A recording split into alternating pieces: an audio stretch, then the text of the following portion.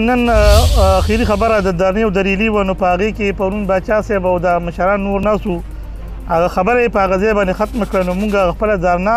او خپله ریلي واپس واخیسته. د پی ټي آی پیر مصور صاحب نه ګیله مې په دې ده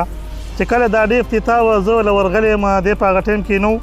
ورور یې راغلی و خو په کار دی چې وروسته دې اډې ته زموږ راښکاره شوي.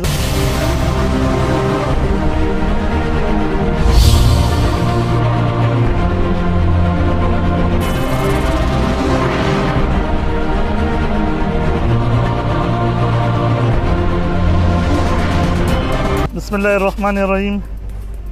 زه انجینیر محمد جمیل چې د ملکن د ګوډ ترانسپورټ صدر یم. دې سره زه د خیبر پښتونخوا ګوډ ترانسپورټ صوبایي صدر هم یم. زه د ډېرې یو غریبې کورنۍ سره تعلق ساتم خو زموږ دا مسایل ډېر دي. دې مسایل دپاره موږ د هر چا دفتر ته بلا خوفه او چې کله مسله راشي هر قسمه مسله راشي د متعلقه ادارو سره زمونږ په هغه ناسته او ټیبل ټاک باندې خبره الله پاک ختموي. په 4 اګست د اے سی په واد خټک په دفتر کې یو ناخوشګواره واقع شوی وه چې په هغې کې بیا ما پریس کانفرنس هم کړی و. زه صوبایي صدر یم. هر یو دفتر ته که 10 پیرې زما ضرورت وي 10 پیرې به ځم او که زما 100 پیرې یو دفتر کې ضرورت وي نو 100 پیرې به ځم ځکه چې زما دا مسله زما ذاتي مسله نه زما د ترانسپورټ روډ چې هغه په هر ځای کې لکه څنګه چې پوره کې پی کې زما سره ده نو که پوره کې پی کې هر ځای کې یو مسله راشي هغې ته به ځان رسوم. په دې تیر شوي واقعه کې زه د خپل سیاسي خلکو ډېر زیات مشکور یم چې هغه په دې سخت وخت کې ما سره د هر قسم تعاون او د هر قسمه د مرستې ملګرتیا او هر قسمه تعاون وعده یې کړې وه. په دې کې خاص کر زه د محمد علي شاه باچا چې هغه پکې یو ښه کردار پرون پکې نن زمونږ 10 تاریخ ته 10 اګست ته نو زمونږ سټرایک و هغه پرون په دې خبره کې ناست و زموږ د اډې مشرانو سره نور ناست و او هغه ټولې واقعي نوټس کې ځان سره واخیسته او په تفصیل یې هغو سره بحث وکړو او هغه مسله یې زموږ ختمه کړله. زه د خپل ګوجر قبیلې هم ډېر شکریه ادا کوم چې د پوره مختلف علاقو نه ما سره رابطې کړي دي او د هر قسمه تعاون یې زما سره اظهار کړی دی. زه د هغه ډېر مشکور یم. د دې نه علاوه زه د خپل پی ټي آی مصور صاحب ته یو ګیله کوم او ګیله زموږ حق هم ده ځکه چې د دې علاقې نن سبا ایم پی ای دی د مخکې ورځ کې د روډ باندې چې کومه مسله وه هغه سټیکر و هغه په هغې باندې ما خپل یو پریس کانفرنس کړی ورکوټی غوندې بیا پرې هغه ایکشن اخیستی نو دا یې مشکور یو ځکه چې زموږ د ټرانسپورټ سره یو تعاون یې کړی او ټولو صوبې هغه خوښ کړی هم خو د دې سره زما ته ګیله په دې ده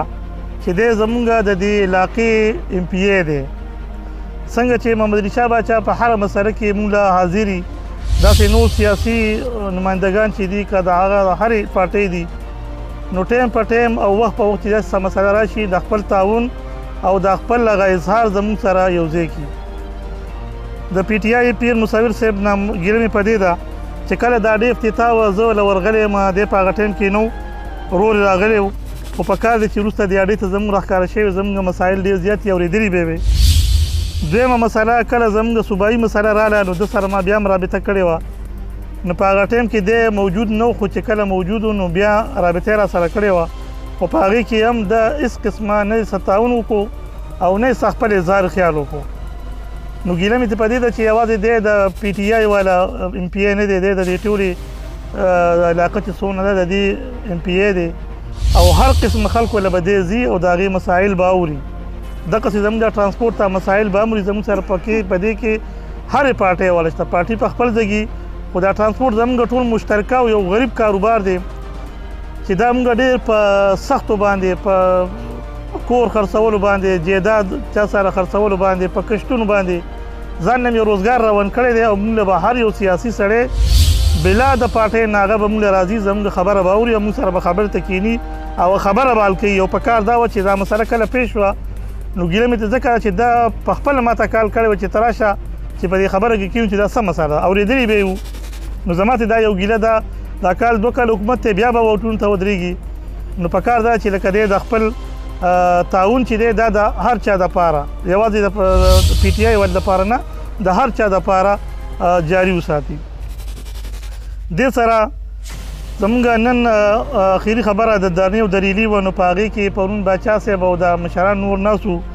هغه خبره یې په هغه ځای باندې ختمه کړه نو مونږ خپله دارنا او خپله ریلي واپس واخیسته. او د دې نه علاوه زه د پوره صوبایي صدرم یم نو په دې کې زما سره د خپل پوره صوبې نه څومره تعاون شوی دی د هغو ټولو مشکورم یم او هر قسمه وعدې یې راسره هم کړي دي چې یاره ته خالي کال کوه نو موږ به ستا سره حاضر یو.